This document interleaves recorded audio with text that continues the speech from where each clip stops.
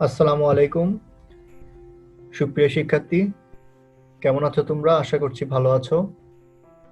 আহ, আজকে আমি তোমাদের ফিনান্স ও ব্যাংকিং নবম দশম শ্রেণীর বিষয়গুলো নিয়ে একটু আলোচনা করার চেষ্টা করব। তোমরা ইতিমধ্যে একটা রুটিন পেয়েছো। রুটিন অনুযায়ী তোমাদের যে মূল্যায়ন একটা পরীক্ষা হবে, মূল্যায়ন পরীক্ষা শুধুমাত্র বহু নির্বাচনী হবে, 100 মার্কের একটা পরীক্ষা। তো সেই অনুপাতে তোমরা কি পড়াশোনা করবা? ইতিমধ্যে তোমাদের অনেকেই জানতে চেয়েছো যে আসলে কি পড়তে হবে। তো এখানে তোমরা যদি পুরো বইয়ের নৈর্ব্যক্তিক গুলো পড়তে চাও, সেক্ষেত্রে আমি বলবো তোমাদের জন্য সবচেয়ে দরকারি হবে, মানে কাজ হবে যে তোমরা পাঠ্য বইটা পড়বা। তো এখানে আমাদের পাঠ্য বইয়ে মোটামুটি 13টা অধ্যায় আছে, তোমরা দেখতে পাচ্ছ হয়তো স্ক্রিনে। তো এখানে আমরা কিন্তু পাঠ্য বই থেকে যদি রিড আউট করতে পারি ঠিক মতো, তাহলে মনে হয় আমাদের বহু নির্বাচনী প্রশ্নগুলো আমরা যথাযথভাবে উত্তর করতে পারবো।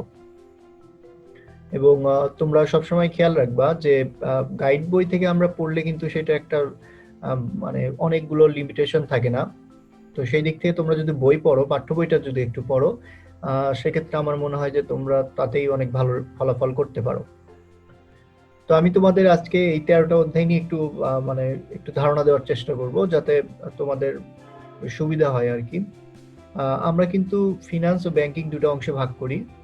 প্রথম থেকে সপ্তম অধ্যায় পর্যন্ত এটা ফিনান্সের অন্তর্ভুক্ত, এবং অষ্টম থেকে 13 অধ্যায় পর্যন্ত, ত্রয়োদশ অধ্যায় পর্যন্ত আমরা যে অধ্যায়গুলো পাবো সেগুলো ব্যাংকিং অংশে। তো তোমাদের প্রশ্নটা করা হয়েছে ফিনান্স ও ব্যাংকিং দুই অংশ থেকেই, এবং সব মিলিয়ে 100টার মতো প্রশ্ন পাবা তোমরা।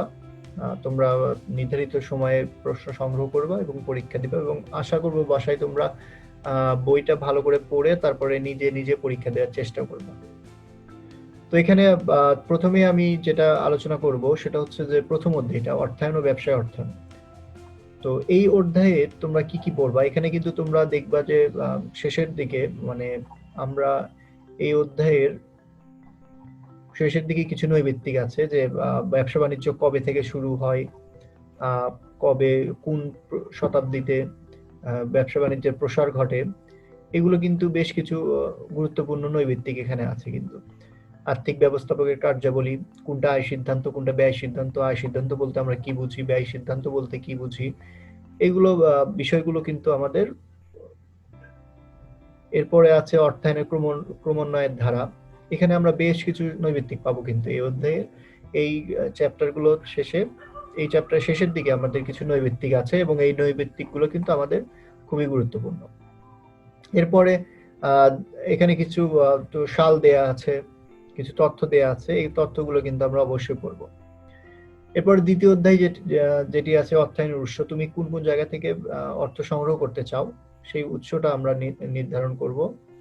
তো এই উৎস থেকে আমাদের অভ্যন্তরীণ উৎস কোনগুলো বা বহিস্থ, তো মানে উৎস কোনগুলো, এখানে মুনাফা ভিত্তিক অভ্যন্তরীণ উৎসগুলো কোনগুলো, কোনটি কোনটি, দীর্ঘমেয়াদী ঋণ বা দীর্ঘমেয়াদী উৎস অর্থায়নের উৎস কোনগুলো বলতে আমরা বুঝি।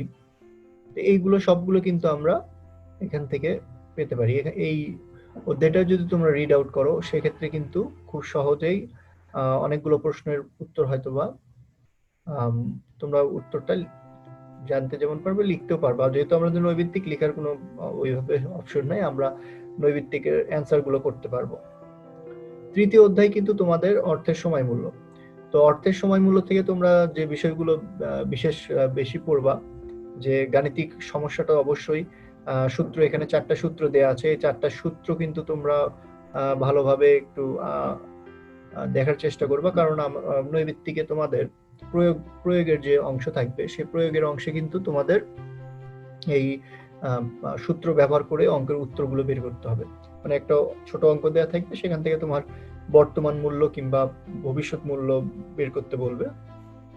তো সেই জন্য সূত্রগুলো একটু মনে রাখবা, এবং সূত্রর সাথে সাথে যে আমাদের বিষয়বস্তু, যেমন ভবিষ্যৎ মূল্য বলতে আমরা কি বুঝি, বা এন বলতে আমরা কি বুঝি, আমরা এম কখন ব্যবহার করি, এইগুলো আর কি, যে আমাদের ফুল ফর্ম গুলো, এন মানে আমরা কি বুঝি, বছর আমরা কি দ্বারা প্রকাশ করি, চক্রবৃদ্ধির যে আমাদের হার সেটা আমরা কিভাবে প্রকাশ করি, সুদের হার আমরা কিভাবে প্রকাশ করি, এইগুলো আমাদের নবীর থেকে আসতে পারে। এছাড়াও যে 4টা সূত্র দেয়া আছে এই সূত্রগুলো অবশ্যই দেখবা, কারণ এই সূত্রগুলো থেকে আমাদের প্রশ্ন হতে পারে। এরপরে যে অধ্যায়টি আছে সেটা হচ্ছে ঝুঁকি অনিশ্চয়তা। ঝুঁকি অনিশ্চয়তাটা এখানে একই কথা বলবো। এখান থেকে গাণিতিক যে সমস্যাটা আছে, এখানে একটা সূত্র আছে আর কি, সূত্রটা দেখার চেষ্টা করবা এবং এখান থেকে থিওরিটিক্যাল বিষয়গুলো একটু বোঝার চেষ্টা করবা যে ঝুঁকি কোনগুলো এবং অনিশ্চয়তা বলতে আমরা কি বুঝি, ব্যবসায়িক ঝুঁকি বলতে আমরা কি বুঝি, আর্থিক ঝুঁকি বলতে আমরা কি বুঝি, তারল্য ঝুঁকি কি, এইগুলো একটু মানে ঝুঁকিমুক্ত আয় কি, ঝুঁকি বহুল আয় কি, এইগুলো তোমরা একটু রিড আউট করবা। যেহেতু এখানকার ম্যাথের অংশটা একটু মানে আকারে একটু বড় অংশ, সেই কারণে আমরা এখান থেকে থিওরিটিক্যাল বিষয়গুলো একটু বেশি ভালোভাবে দেখব। এরপরে আছে মূলধনী আয় ব্যয় প্রাক্কলন। এখানেও কিন্তু আমরা ক্যাপিটাল বাজেটিং কি, ক্যাপিটাল বাজেটিং কিভাবে নির্ণয় করতে হয়, এটা কিন্তু ম্যাথ রিলেটেড একটা অধ্যায়। তো এখান থেকে আমাদের গাণিতিক সমস্যাগুলোই বেশি আসে। তারপরেও তোমরা এখান থেকে কিছু বিষয় দেখে নিবা যে নগদ প্রবাহ প্রাক্কলন কি, বাট্টা হার নির্ধারণ বলতে আমরা কি বুঝি, এগুলো একটু রিড আউট করবা। বাট্টা হার বলতে আমরা কি বুঝি, পেব্যাক সময় পদ্ধতি বলতে আমরা কি বুঝি, গড় মুনাফার হার কিভাবে নির্ণয় করতে হয়। এখান থেকে যেহেতু আমরা এটা ম্যাথটা বেশি করি আর কি এখান থেকে, সেহেতু এখান থেকে নৈবেত্তিকের পরিমাণ একটু কম হবে। এরপরে যে অধ্যায়টি আছে সেটাও তোমাদের 6ষ্ঠ অধ্যায়, মূলধন ব্যয়, কস্ট অফ ক্যাপিটাল। তো এখান থেকে আমরা মূলধন ব্যয়ের সংজ্ঞাটা পড়তে পারি, অগ্রাধিকার শেয়ার কি, সাধারণ শেয়ার কি, ঋণ মূলধন ব্যয় বলতে আমরা কি বুঝি, কর পূর্ব কর সমন্বয়কৃত ঋণ মূলধন খরচ বলতে আমরা কি বুঝি, অগ্রাধিকার শেয়ার কারা কেনে, সাধারণ শেয়ার কারা কেনে, সাধারণ শেয়ার হোল্ডার কারা, এগুলো কিন্তু আমরা খুব সহজে এখান থেকে পড়ে নিতে পারি। এখানে সূত্র যেগুলো আছে সূত্রগুলো পড়বা। লভ্যাংশ 1 বলতে কি বুঝি, লভ্যাংশ 0 যখন হয় তখন কি হয়, গ্রোথ রেট বা মানে মুনাফা বৃদ্ধির হার, এটা আমরা বলতে কি বুঝি, সংরক্ষিত আয় বলতে কি বুঝি, গড় মূলধনী ব্যয় বলতে আমরা কি বুঝি, এইগুলো আর কি আমরা দেখবো। এরপর শেয়ার বন্ড ডিবেঞ্চার, এখানে কিন্তু তোমাদের নৈবিত্তিক আসার মতো অনেকগুলোই আছে, যে এখানে শেয়ার কি, বন্ড কি, ডিবেঞ্চার কি, কারা শেয়ারের সুবিধা কি, অসুবিধা কি, বন্ডের সুবিধা কি, অসুবিধা কি, অধিক আয় বলতে সীমাবদ্ধ দায় বলতে আমরা কি বুঝি, তারল্য বলতে আমরা কি বুঝি, এগুলো যে থিওরিটিক্যাল বিষয়গুলো আছে এই অধ্যায়ে কিন্তু থিওরিটিক্যাল বিষয় বেশি আছে। রাইট শেয়ার বলতে আমরা কি বুঝি, বন্ড এর আগেই বললাম যে বন্ড বলতে আমরা কি বুঝি, বন্ডের সুবিধা অসুবিধা কি, বন্ডে কি থাকে, মানে বন্ডে কি কি বিষয়বস্তু অন্তর্ভুক্ত থাকে, এইগুলা একটু আমরা দেখে নিব। তো এরপরে যে অধ্যায়গুলো আছে যে মুদ্রা, ব্যাংকিং কি, মুদ্রা কিভাবে আবিষ্কৃত হলো, ব্যাংক কিভাবে আবিষ্কৃত হলো, ব্যাংকিং বলতে আমরা কি বুঝি, ব্যাংকিং এ কারা কাজ করে, মুদ্রা কত শতাব্দীতে আসলো, মুদ্রার প্রচলনটা কিভাবে আসলো, মুদ্রার আগে কি ব্যবহার হতো, এখন কি ব্যবহার হচ্ছে, এইগুলো মুদ্রা ও মুদ্রার ইতিহাসটা একটু ভালো করে দেখবা, মুদ্রার প্রচলনটা কিভাবে হলো। তো এইভাবেই কিন্তু পরে অধ্যায়ে যেটা আছে ব্যাংক ব্যবসা ও তার ধরন, মানে ব্যাংক কি কি কাজ করে, কি কি রকমের ব্যাংক আছে বাংলাদেশে বা বাইরে, বা ব্যাংকের প্রকৃতিগুলো কি হচ্ছে, ব্যাংক কি কি কাজ করে। এখানে কিন্তু ব্যাংক অনেকগুলো কাজ করে, নোট প্রচলন করে, মূলধন গঠন করে, বিনিয়োগ ও শিল্পায়ন, মুদ্রা নিয়ন্ত্রণ, এগুলো অনেক রকম উদ্দেশ্য নিয়ে কিন্তু ব্যাংক গঠন হয় এবং তারা সেই উদ্দেশ্য হিসেবে কাজ করে। ব্যাংকের ব্যবসায় মূলনীতি কি কি, নিরাপত্তার নীতি, মুনাফার নীতি, তারল্য নীতি বলতে আমরা কি বুঝি, দক্ষতার নীতি বলতে আমরা কি বুঝি, এগুলো কিন্তু আমরা এই যে ব্যাংকের শ্রেণী বিভাগ কোনটা কোন শ্রেণীর মধ্যে আছে এগুলো একটু আমরা দেখে নিব। একক ব্যাংক কি, চেইন ব্যাংক কি, গ্রুপ ব্যাংকিং কি। এখানে যে সংজ্ঞা বলো আর তোমাদের পয়েন্টস গুলো যেগুলো আছে, পয়েন্টস গুলো একটু ভালো করে দেখে নিবা, পয়েন্ট দেখে নিবা। যদি সাল থাকে, কোনো ইতিহাস ঘটনা থাকে, সেই ক্ষেত্রে সেই ঘটনাগুলো এবং সালগুলো মনে রাখার চেষ্টা করবা। এরপরে আছে হচ্ছে বাণিজ্যিক ব্যাংক ও তার পরিচিতি। বেশিরভাগগুলোই কিন্তু বাণিজ্যিক ব্যাংক। বাণিজ্যিক ব্যাংক মূলত মুনাফা অর্জনের উদ্দেশ্যে গঠিত হয়ে থাকে, এবং মুনাফা অর্জনের উদ্দেশ্যে গঠিত হওয়ার কারণেই কিন্তু দেখা যায় যে আমাদের বাণিজ্যিক ব্যাংকগুলোতেই বেশি লেনদেন সংগঠিত হয়।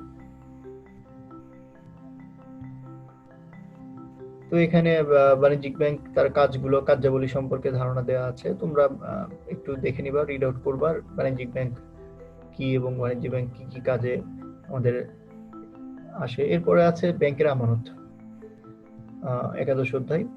তো ব্যাংকের আমানত বলতে আমরা বুঝি যে ব্যাংক তার আমানত, মানে আমরা যারা টাকা রাখি সেটা কিন্তু ব্যাংকের কাছে আমাদের আমানত, এবং এই আমানত সংগ্রহ করেই কিন্তু ব্যাংক তার মুনাফা অর্জন করে।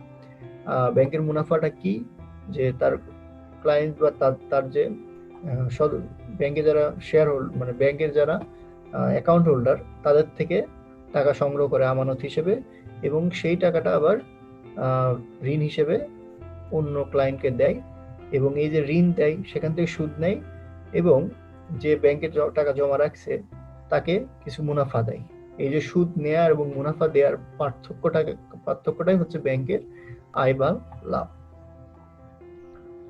এখানে এটিএম বুথ কি, ডেবিট কার্ড কি, ক্রেডিট কার্ড কি, এগুলো একটু দেখবা। ইন্টারনেট ই ব্যাংকিং কি, অনলাইন ব্যাংকিং কি, আধুনিক ব্যাংকিং কি, এগুলো একটু এখান থেকে ডিজিটাল যে ব্যাংকিং ব্যবস্থাটা এই সম্পর্কে একটু ধারণা নিবা। ব্যাংক ও গ্রাহক, একটা ব্যাংকের অবশ্যই গ্রাহক থাকবে, এবং গ্রাহকের জন্য কিন্তু ব্যাংক তার কার্যক্রম পরিচালনা করে থাকে। গ্রাহকের সুবিধা অসুবিধাগুলো ব্যাংক কিন্তু দেখভাল করে। তো সেই কারণে ব্যাংকের যে সমস্যা, মানে ব্যাংকে অ্যাকাউন্ট খুলতে গেলে কি কি লাগবে না লাগবে, ব্যাংকে তার কোন কোন বিষয়বস্তু থাকলে ব্যাংকে অ্যাকাউন্ট খোলা সম্ভব হবে, কোনগুলো না থাকলে ব্যাংকে অ্যাকাউন্ট খোলা যাবে না, এগুলো আর কি নিয়ে আলোচনা করা হয়েছে।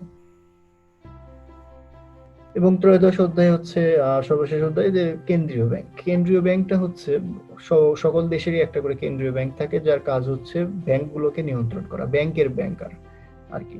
তো ব্যাংক নিয়ন্ত্রণ করার জন্য একটা নির্দিষ্ট